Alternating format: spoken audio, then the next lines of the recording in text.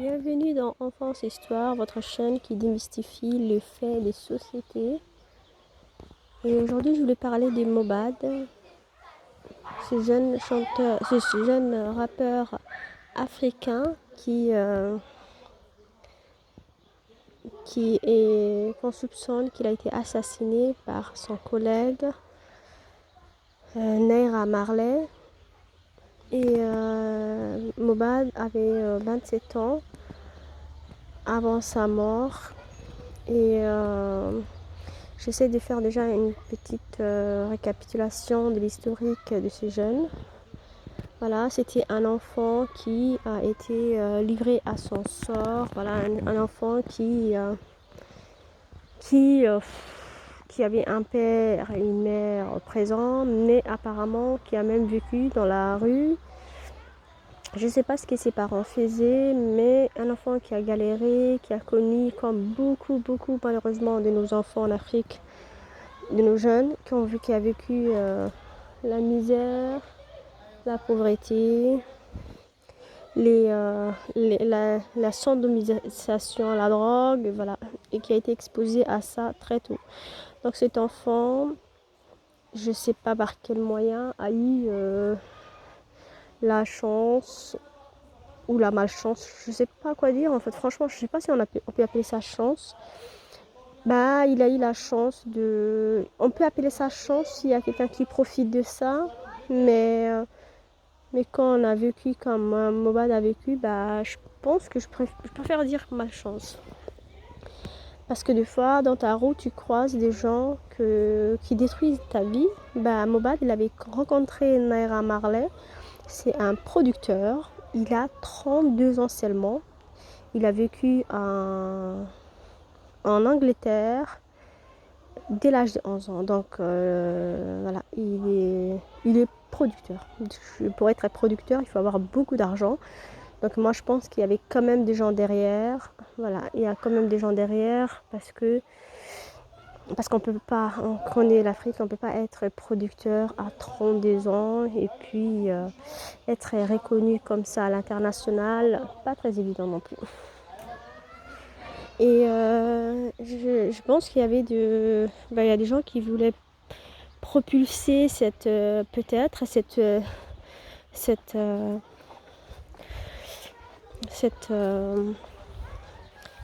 propagande de la violence, des gangs en Afrique, comme ils ont fait aux États-Unis avec Tupac et toute la clique qui passait leur temps à se menacer sur internet. Apparemment maintenant Mobad et Naira Marley se menaçaient, surtout Naira Marley menaçait ouvertement Mobad d'avoir pensé à quitter la production. Et Mobad apparemment avait quitté la production, d'être produit sous Naira Marley. Et ces derniers ne voulaient pas accepter la situation et le menaçaient ouvertement. Ils disaient il faut me remercier d'avoir pas été un tueur en série, ça en dit long sur la personne. Donc je veux juste je voulais juste un peu déjà vous mettre dans les contextes. Naira Marley, un enfant qui a été livré à lui-même, un enfant qui a vécu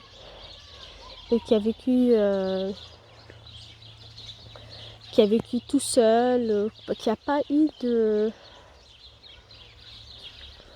surtout qui n'a pas vécu avec son père. En fait, quand on n'a pas un père, on ne sait pas ce que c'est de se comporter en homme. Voilà. Cet enfant a peut-être baissé ses standards. Cet enfant a peut-être accepté des choses qu'il ne devrait pas. Et il s'est retrouvé à faire des contrats avec des gens extrêmement dangereux que si tu t'en vas, tu es mort. Et je pense que dans les mondes de showbiz, il n'est pas les seuls. Il y a beaucoup de jeunes qui, dès qu'ils s'en vont, il y a la mort. On connaît bien le cas de XXXTentacion, qui lui aussi était un enfant. Je pense que sa mère était droguée, son père, il ne connaissait pas. C'était un enfant qui a été placé dans des familles d'accueil, et aujourd'hui on connaît que beaucoup de familles d'accueil ou des enfants qui ont subi des placements sont des enfants qui appartiennent un peu à tout le monde et qui souvent, beaucoup ont la malchance de tomber sur beaucoup de gens qui ne sont pas sains. Voilà, je pense qu'il y a plus, j'ai l'impression, voilà, je peux peut-être me tromper, je suis peut-être pessimiste, mais il y a beaucoup de témoignages d'enfants placés qui ont tous pratiquement témoigné de viol. Voilà. Aujourd'hui, ça se connaît apparemment, 80 ou même 90%, si je n'exagère pas, des enfants qui ont quitté les placements ont connu soit de l'emprisonnement, soit de tentatives de suicide, soit bien sûr la drogue. Voilà, c'est un système très défaillant et très toxique pour les enfants. On enlève soi-disant les enfants à des parents soi-disant qui sont défaillants, et on les ramène au pire dans un système criminel. Et XXXTentacion était aussi dans la même situation. C'était un enfant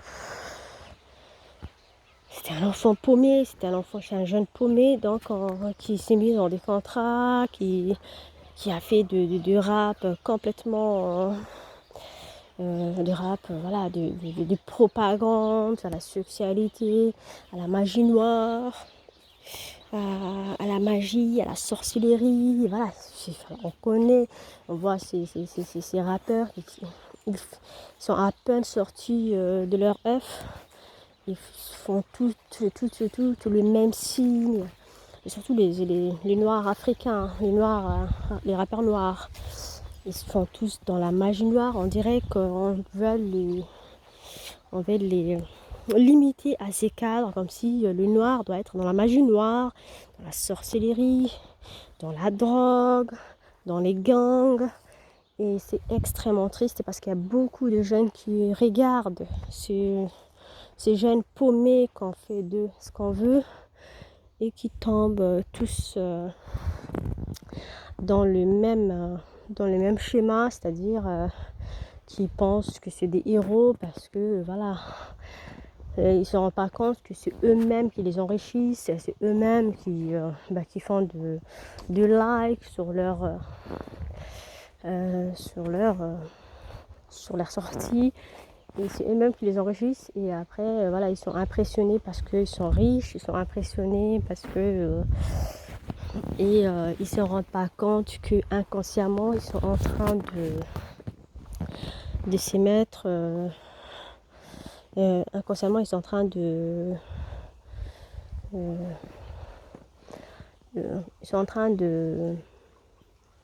dévier leur trajectoire vers une trajectoire qui n'est pas sain, vers une trajectoire de la violence, de la sexualisation, de la DROGU, voilà. Enfin voilà, je sais pas comment biper parce qu'apparemment voilà, la chaîne peut être sanctionnée à cause de ça. C'est des choses qui existent mais qu'on n'a pas le droit de parler. Malheureusement, comme quoi c'est pas nous qui gérons le monde. Et voilà, c'est bien de prévenir les jeunes, de ne pas tomber dans cette que les petits zéros qui font tous des signes de pistolets avec leurs mains, ou des couteaux avec leurs coups comme ça, comme s'ils se coupaient le cou, que le jeune ne tombe pas dans cette dans dans ces violences, parce que ce qu'on récolte, c'est pas du bon, parce que voilà, vous voyez bien que Mohbad, il a été un acteur de ces scènes de violence, de ces chants de violence, de ces chants de propagande des drogues, et des propagandes de SEX, voilà, qui poussent le jeune à penser que la vie c'est ça.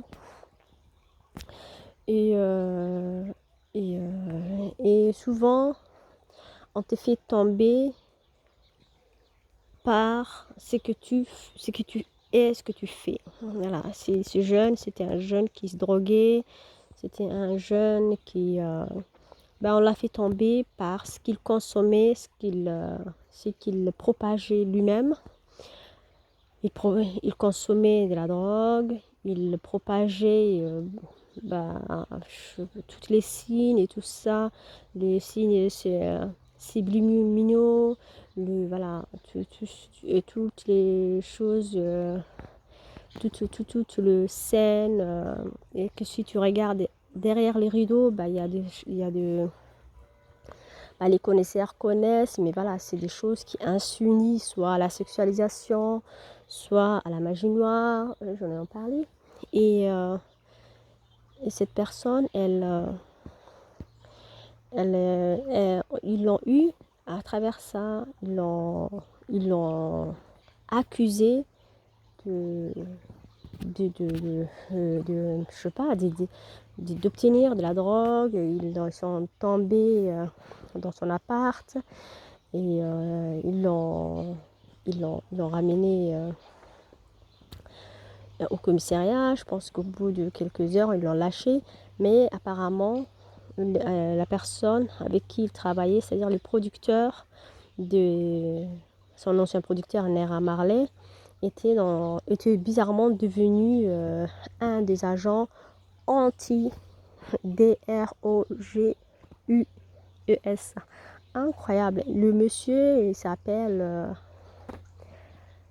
Naira Marley. Voilà, c'est quelqu'un qui s'inspire de Bob Marley, qui est apparemment aussi mort à cause de la drogue. Hein. Voilà, c'était quelqu'un aussi qui se droguait beaucoup au cannabis.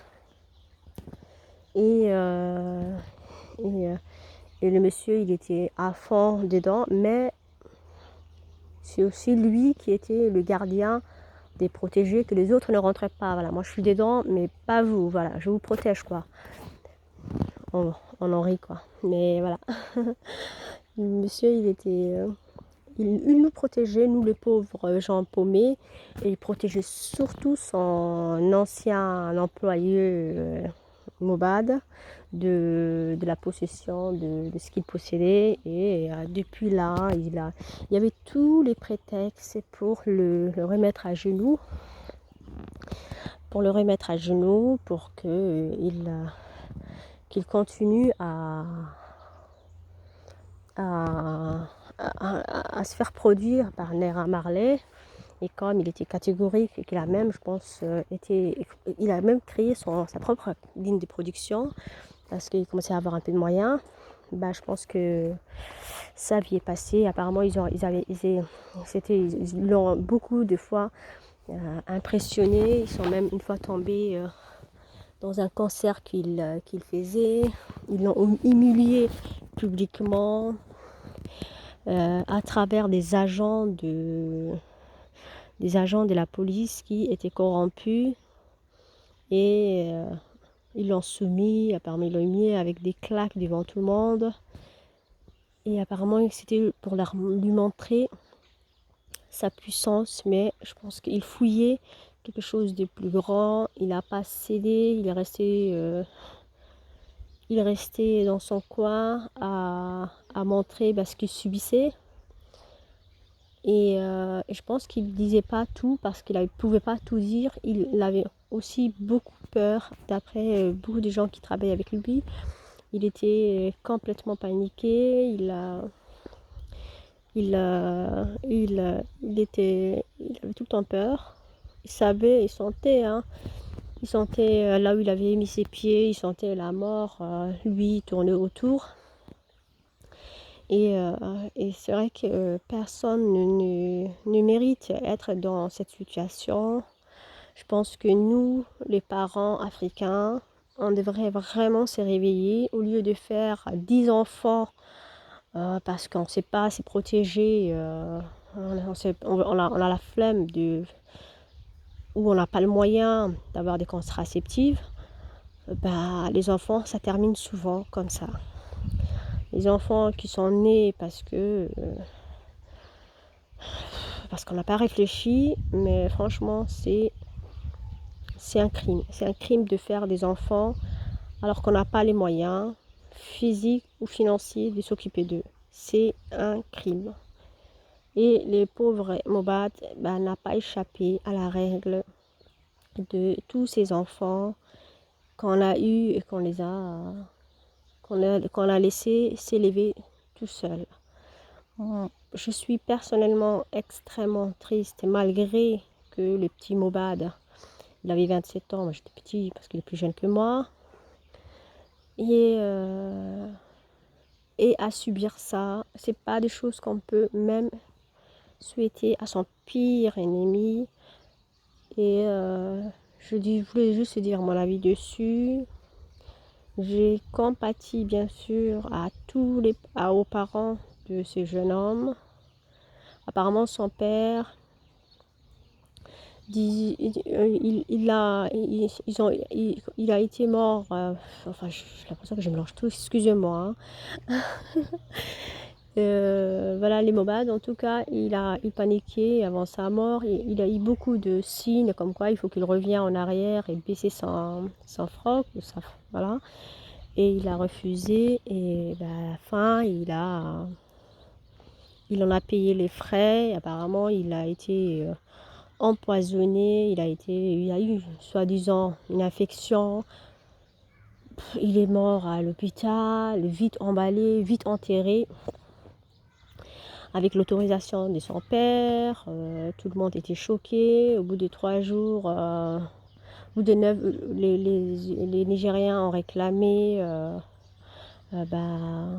l'enterrement digne de ses noms et pas enterré comme un vulgaire petit animal, enfin même pas un animal de compagnie quoi. Et finalement, on l'a déterré au bout de 9 jours, ce qui était suspicieux encore. Il y avait du sang dans son corps, dans son cercueil. Et apparemment, le cercueil était même trop petit pour lui. Et franchement, c'est un drame. C'est extrêmement triste. Je n'ose même pas imaginer la dame qui a ramené cet enfant dans ce monde. Parce que le père s'est plaigné qu'il était trop pauvre et que s'il a signé ça, vous avez bien vu la vie que j'ai, limite, il était en train de justifier le fait qu'il a signé ça. On dirait qu'il voulait dire, j'ai pris un petit billet, comprenez quoi. Vous voyez ma maison, le fils du grand Mobad est aussi pauvre. Et les messieurs, il a finalement été il a été déterré, il a eu je sais pas enfin une autopsie. Ils ont réclamé une autopsie. Je ne sais pas si l'autopsie a été révélée encore, mais voilà. C'était une personne qui a extrêmement souffert. Ces jeunes rappeurs ou ces jeunes égarés en fait, comme beaucoup d'autres. Tristement, il y a d'autres égarés qui les suivent, qui le regardent. Ces jeunes égarés, ces jeunes livrés à lui-même, ces jeunes paumés, ces jeunes sans famille, sans personne, a été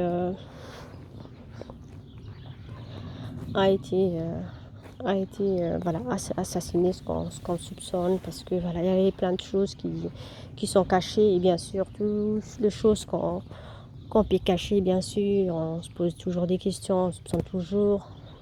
La vérité n'est pas forcément ce qu'on soupçonne, mais il y a toujours quelque chose qu'on cache, quelque chose. Voilà, je voulais envoyer tous mes encouragements à la famille, même si je ne parlais pas français. Je pense qu'ils n'entendront peut-être pas, mais voilà, je partage quand même leur tristesse et que la vérité sort, parce que moi j'ai l'impression que tant que la vérité ne se sépare, les âmes ne se reposent pas, pourvu que les gens qui lui ont fait du mal payent le frais.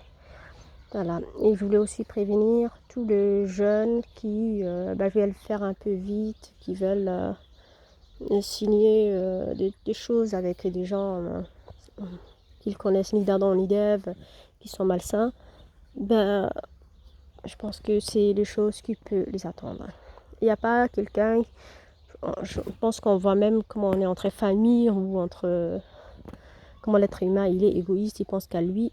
Voilà. Je pense que les enfants qui ont personne pour leur protéger, il faut qu'ils s'y méfient avec qui ils peuvent signer, parce que si tu signes avec les diables, les diables n'ont pas de limite. Aujourd'hui ils te demandent ça, demain ça, voilà, tu finis jusqu'à comme Rihanna ou comme Beyoncé et tous ces mondes qui font les clowns et qui n'ont plus aucun honneur ou aucune dignité,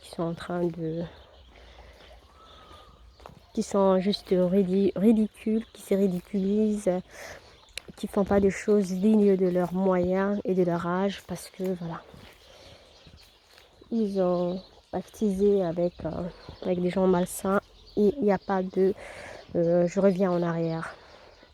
Voilà, c'était mon petit avis sur l'histoire de Naira Marley. J'ai forcément oublié des choses, je m'excuse, mais je voulais en parler parce que bien que je parlais pas anglais et que j'ai essayé de m'informer un peu sur internet à gauche à droite, je voulais juste me dire ma version, même si je pense que ça peut être une version de beaucoup de monde, ma version sur cette triste histoire des Mohbad, très jeune, parti à l'âge seulement de 27 ans et qui a laissé un enfant de 6 mois et une veuve, paix quand même à son âme.